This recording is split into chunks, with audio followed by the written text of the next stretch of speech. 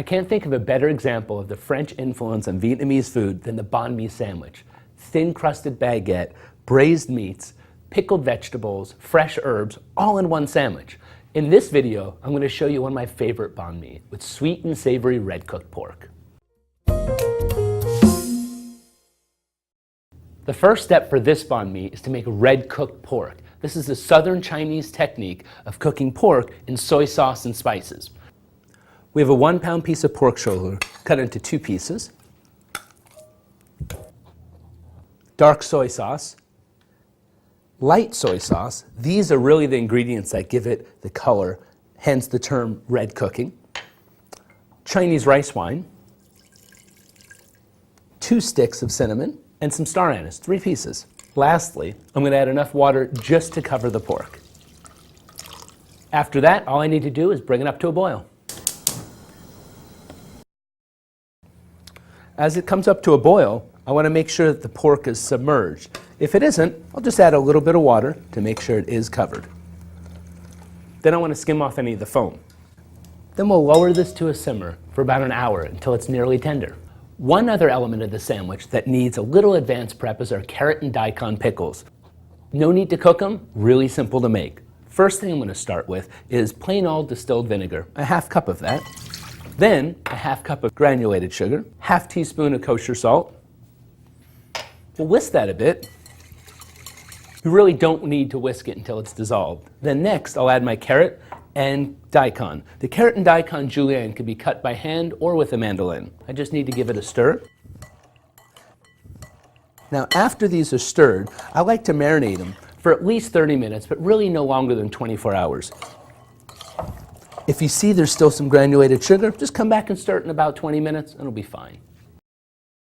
After the pork's been simmering an hour, I want to test for doneness. What I like to do is give it a little push. It should be firm, but it should be able to be peeled back a little bit. Now that I've checked that it's tender enough, I'm going to add my sugar. I don't add the sugar too early because the sugar can pull the moisture out and cause the meat to be tough. Give that a stir to dissolve the sugar. I want to cool it in the liquid so it stays moist and succulent. Then I'm going to add 6 tablespoons of the pork simmering liquid to the measuring cup, 2 tablespoons of fish sauce. I'm going to use that to season the sandwich at the very end. Now that the carrots and daikon have picked up that pickling mixture, I'm going to drain them. Get rid of most of the liquid.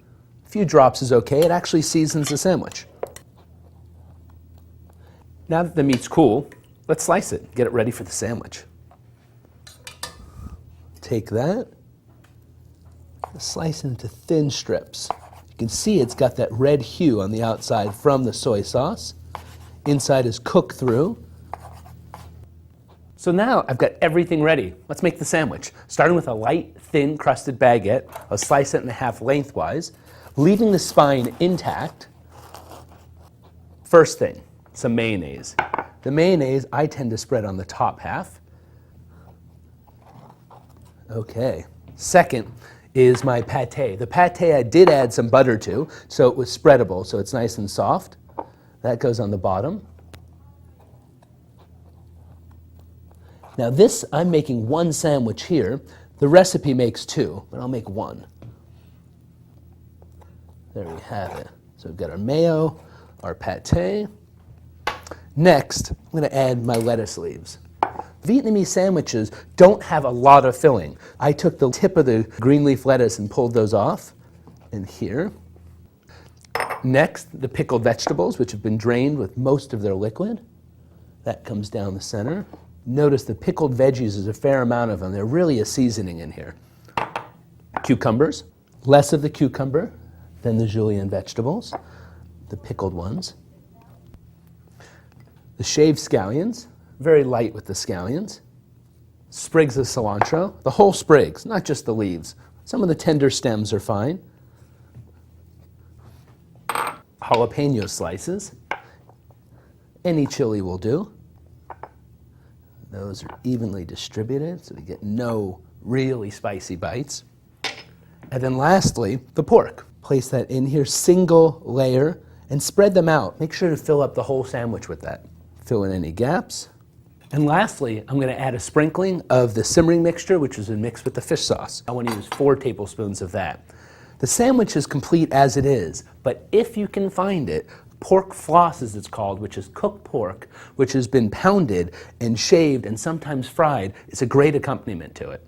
Salty, roasted in flavor, and a little bit crispy.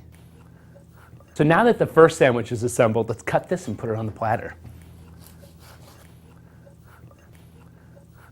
And there it is, the Vietnamese sandwich.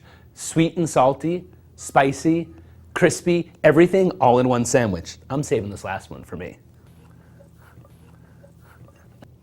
Wow.